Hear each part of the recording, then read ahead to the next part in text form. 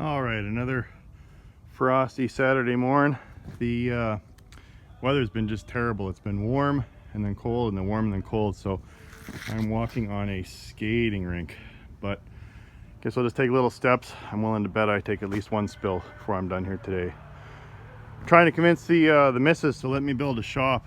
I'm thinking maybe like a nice 40 by 60 kind of deal, right over where the trailer is, so I could start working inside. But she said, well, an $8,000 or an $80,000 shop for an $8,000 truck, I don't know if that makes the most sense, but I'll keep working on it. She did mention that maybe she'll just give me some long underwear for Christmas so I can keep working out here in the cold. But anyway, today is going to be air day.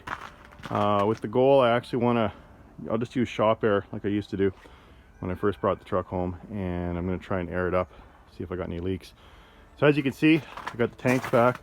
These were air tanks that I purchased from a wrecker, and they're off like a 2013 or something, a newer Pete. Had them polished up by Just Shine It. So I'm going to mount those right here on the frame rail, using the same racks. And I got these shiny new bands from United Pacific, so I'll get those mounted on there and plumbed in. But I couldn't find a tank for the primary, the one that goes under the cab on the driver's side, that was short enough. So I just cleaned this one up and primed and painted it. I think it'll look decent with the chrome bands, so we'll see. Worst case, I guess, there's Dirk sells shiny aluminum ones in that size, so we'll see how she looks and go from there. So yeah, gonna keep working on the airlines. Oh, I did work last weekend on the visor. So I stopped by Lesco. It's a local part distributor on the west end in Edmonton, and he had this sitting with a whole bunch of dust on it. He goes, yeah, I got an old visor for a $359. So Daryl hooked me up, gave me a good deal on this, and I put it on. It was supposed to be a bow tie, but looks pretty straight to me. So I don't know if that's necessarily a bow tie. I wasn't convinced at first, but it's growing on me. I kind of like the profile, and I think it's going to look a heck of a lot better when I get the sleeper on and the pipes, and put the lights, the bullet lights, back up on the roof, and the air horns. But yeah, that's it for now. So I'm gonna go ahead and get started, and again, hope I don't slip too many times on the ice. So just an update on the fuel tanks. So worked with Josh at Red Ram on the west end, and he hooked me up with one new one because we couldn't get our hands on a passenger side tank that wasn't damaged. So I got one new for the passenger side, and then you've seen it on either a previous video or on Instagram, the other tank I had on the other side. So I'm getting them both polished now at Just Shine It. So now I got to focus on the bands. So of course, once you start making one thing shiny, you got to kind of make everything else to look the same. So these bands are shot. I mean, they're cracked up. And so unfortunately though, Josh was going to hook me up with stainless bands off a newer, either a 379 or a 389. But the problem is the bands were all too short. So I went to compare them to this, and they were short by about 4 inches. So then I realized the saddles are different. So here's a newer saddle off probably a 379, and as you can see, the saddle's about 4 inches longer, so the bands are 4 inches shorter. So two options: either put the new saddle on the frame, and of course the bolts are different. This is a triangle one, and then two on each side, one on each side, and then these guys are much different. So I'd have to drill new holes in the frame to mount these, so that's a pain. And I can't get new 359 bands from anyone. I tried Traction, looked on the internet. So there's a company out of Ontario that custom makes them. So what I'm going to do is get custom made stainless ones that are about an inch longer than this, because the newer 379 tanks are about a 26 diameter and the old ones are about like 25 and a half.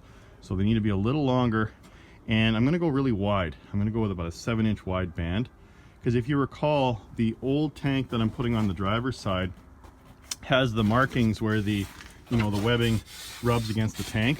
So they'll polish that out as best they can, but you're still going to notice it. So I'm thinking a nice 7-inch wide band will cover most of that up. So that's the plans for the fuel tanks, and I'll be installing those in a future video. You know it's cold when you're working to mount your tank and you breathe on it and it fogs up.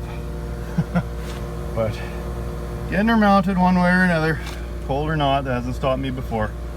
Just keep on there, mounted. I'm just going to clean up the zipping the bolts off.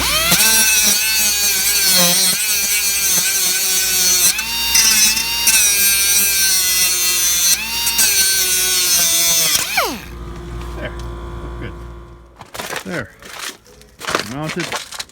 Now I got the fun of hooking up all the air lines. And I also put the primary under the cab. I think that looks decent. Flat black matches the frame, and the chrome kind of makes it stand out. Boy, it's sure brutal to get in here. It's only a quarter turn at a time. Trying to tighten that guy up.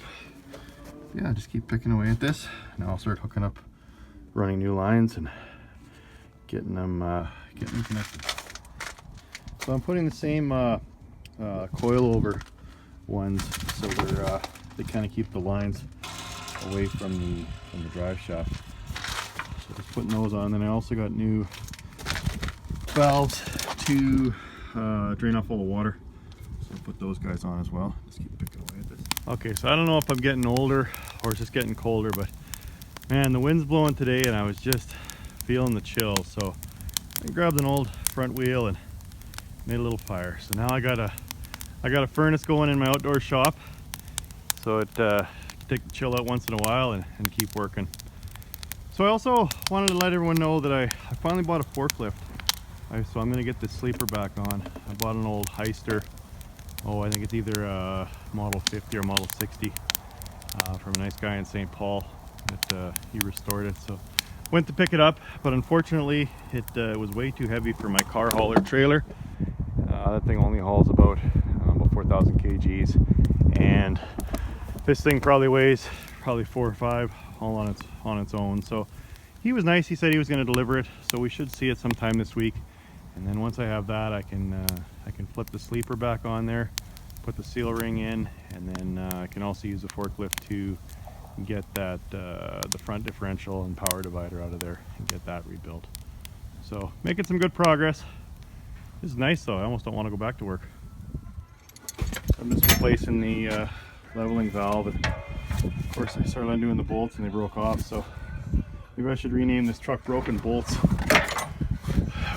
So yeah, there's the new one. Get that mounted in there and just keep going with the lines. So I was in the process of replacing a line all the way from that back relay, and it goes right up under to the treadle. But as I was looking down here, I was going, what the heck is this thing? And I realized that it makes the contact here, and there's 2 wires to it. So I think that's the Jake switch. So when the clutch comes up, it makes contact and grounds this stick and connects those 2 wires. So I don't know if it's working or not, but I wasn't sure. The previous owner said he just used the switch, and he wasn't sure if it or couldn't recall if the gas pedal and the clutch would actually disengage. So I think that's one of the 3 switches to run the Jake. So look at that. Learn something new every day. Well, I guess I wrapped up just at the right time. She's starting to snow pretty hard, as you can see. So I think that's it for the Saturday. I didn't get any air in the back, but we'll give her another shot. We'll give her another shot next week. But I did make some good progress. Got the lines, well, most of them. Boy, she's really starting to snow. There we go, just about took my first spill. So I got a couple connected. These are just dummies put in here to keep the snow out. But I got that done. At least a couple of them. I terminated a couple underneath. Better grab my cardboard before it gets too snowy. Put the leveling valve in. Got that all plumbed. Ran a couple more lines. There was one line, actually this one here, had to go all the way to the brake treadle, and it was just a brutal job. Took a lot longer than I thought, but got her done. Ran all the way back up into the cab here. So yeah, that was that guy that I was working on up underneath there. probably can't see it with my hand in the way. Yeah, there it is. So that's pretty much the update for this Saturday. I think I'm gonna go inside and pour myself a nice hot cup of Jack Daniels. There you go, little by little.